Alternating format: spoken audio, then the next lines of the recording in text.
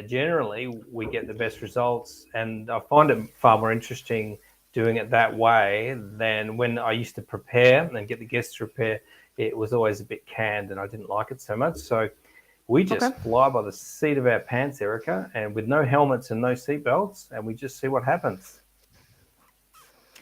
Okay, I think it's gonna be either an extremely great ride or it's going to be a crash. Complete disaster. Yes. All Complete right. disaster, exactly. Well, yeah, let's go. Let's go with it. Let's go. All right. So I'm going to introduce you now. Hmm. Hello, everyone. Welcome to the When at Work podcast. Today, I'm joined by the wonderful Erika from Lithuania. Welcome to the show, Erika. Welcome, welcome. Thank you for having me. Nice to also see you, and hi to everyone listening to this podcast. Now, Erika, tell me about your idea of building teams and why that's important to get that right for people that are starting up a business. Hmm. Well, actually, that's a very good question, and I think a great intro. Um, I mean, I mainly work with the B2B companies, so the companies that serve other businesses. And when you're in a B2B company, you have one of the two problems. It's either a lead generation problem or it's a people problem, right? And I'm hugely passionate about building teams because I honestly think it takes a lot of things that you have to consider when building a team. And for me, it's like a science. You have to put all of those different ingredients in, stir them up, and see if something really works out. And my background also is a scientist, so that's kind of like where my passion came from. But yeah, overall, I think there are so many sayings about how important it is to have a strong performing team. And they say if you want to go fast, you go alone. If you want to go far, you have to build a team around you. So you cannot really build a business without having a team. That's basically how I came into this. And what is the major frustration that these businesses have, and they're coming to you for help? What are they telling you that is just not working, and they're frustrated by it? Yeah. Well, the main problem that they come to me with is either they can't find the right people or the people they have on board are not performing. So it's basically the two main problems that they face. Of course, there are multiple reasons why this happens, from actual people problem to operational problem, like processes, leadership, management. So it really is different reason. But I would say, yeah, it's basically people they have on board is not the right fit, or they can't find the right people. So what do they do if they find that there's the wrong people? What do they do from there? Um, well, actually, first of all, I help them identify if it's really wrong people, because when you think about that, people don't perform in the business for three main reasons. It's either because they don't have the motivation, and that usually stems out of they don't know why the work they do matters. And the way to solve it is, simply communicate the vision and explain how their work fits into that vision. And that's how you can motivate your people.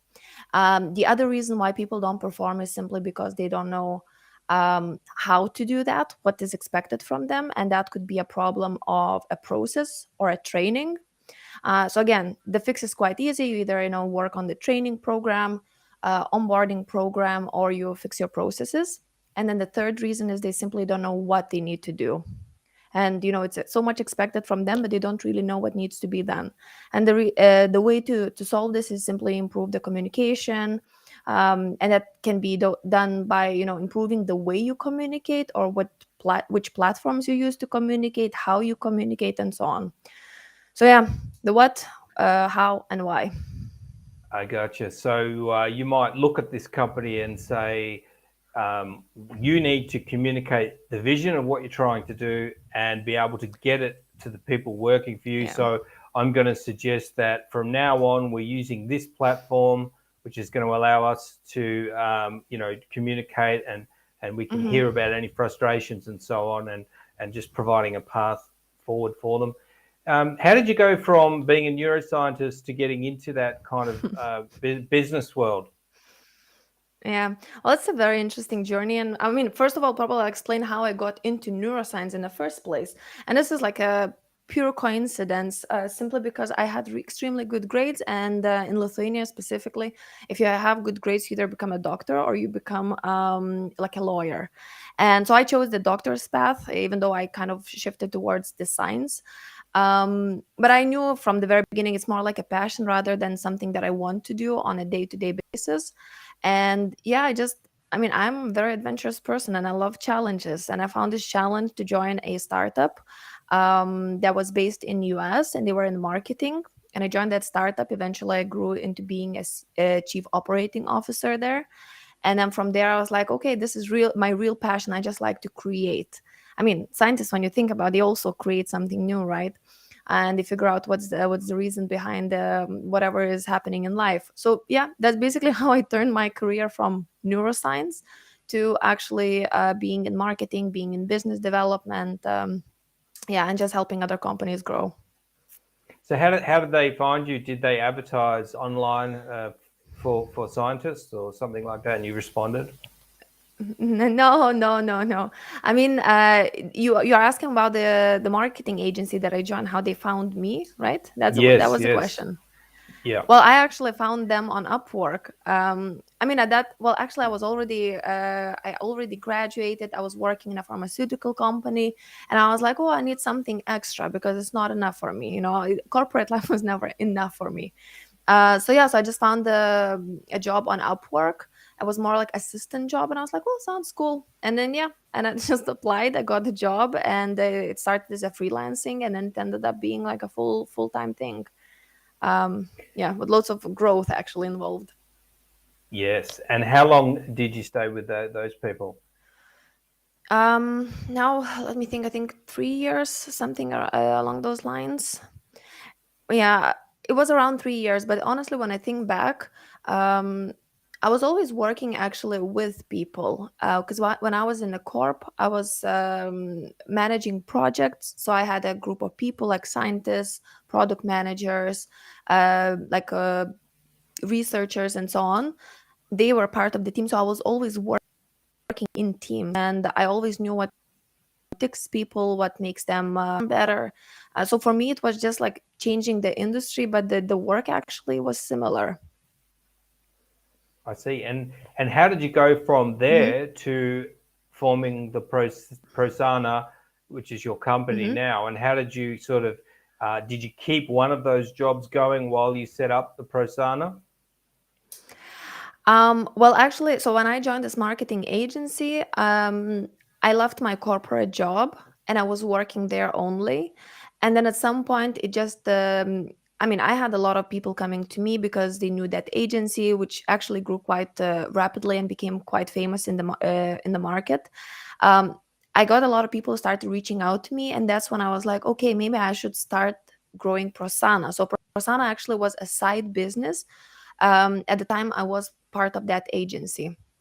Okay, And so then you're when I still felt with like the agent. yeah, no, I'm not anymore. So now Y- Prosana is fully independent business, and I that's where my focus goes, Yeah, 100%. absolutely. And how long did it take you, working part time at the agency while you're building up Prosana? How long did it take you to be able to jump right in, and you had enough business to do it full time?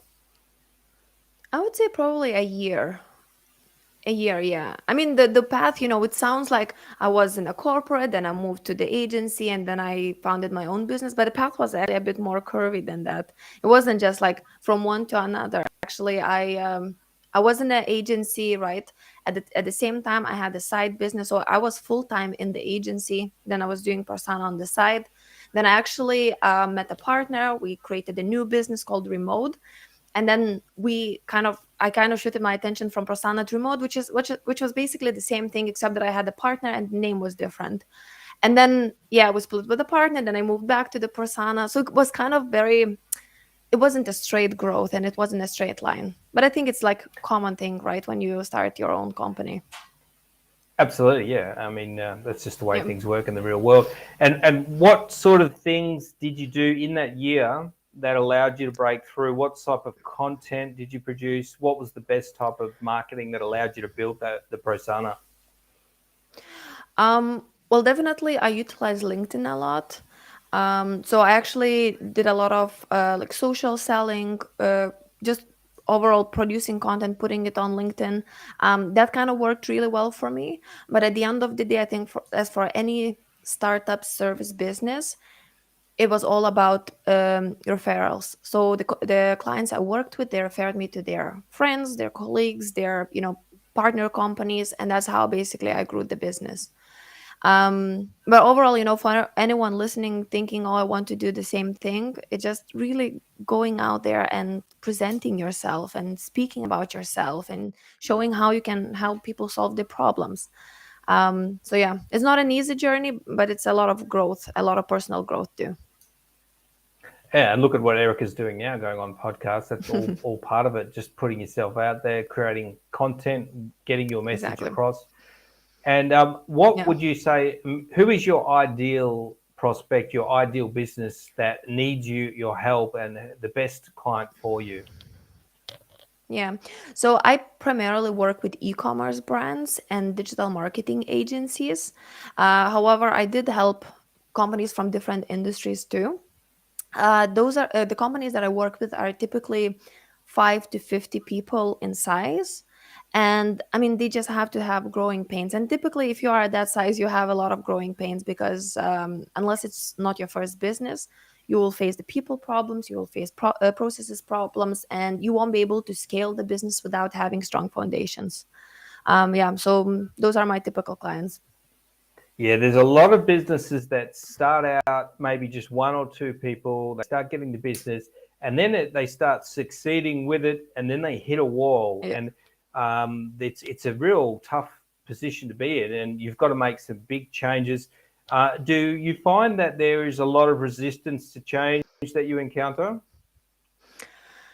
Um, it depends on how desperate the people are when they come to me. If they are like, "Oh, I extremely need help. I'm willing to listen," then they typically are not resistant. But if they are like, "Oh, I just want this service. I feel like it's nice to have. I heard this, a lot of good comments from my friends or colleagues," then you can face that and simply because they think, "Oh, they know better."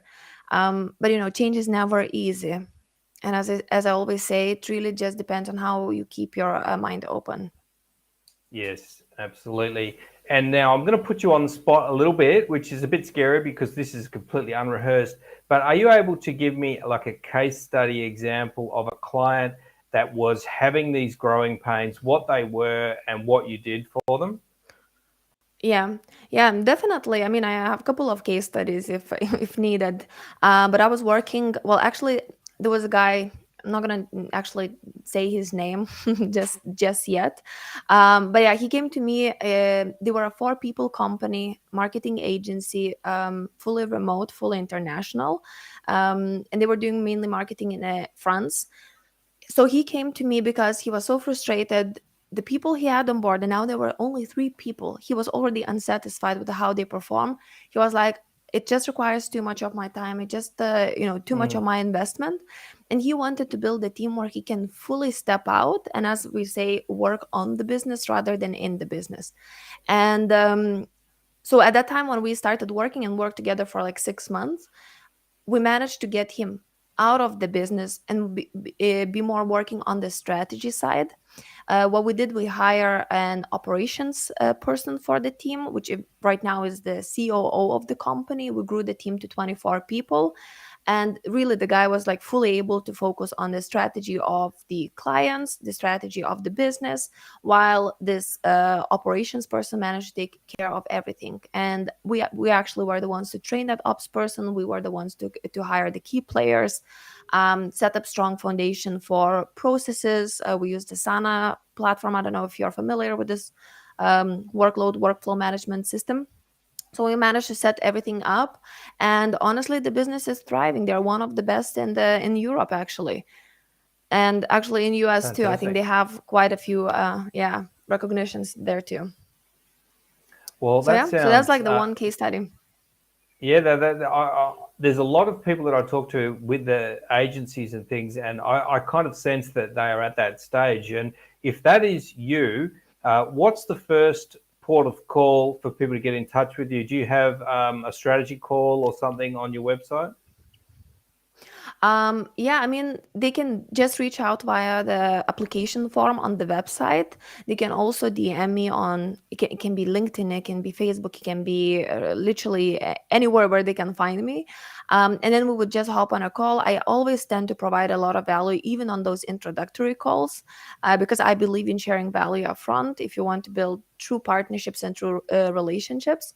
And then from there, really, the process can go different ways. We typically actually do an audit of the business. We see how the business is functioning, what state they are in terms of different areas of the business, like talent acquisition and development, processes and communication, their goal setting and alignment, and then leadership and management.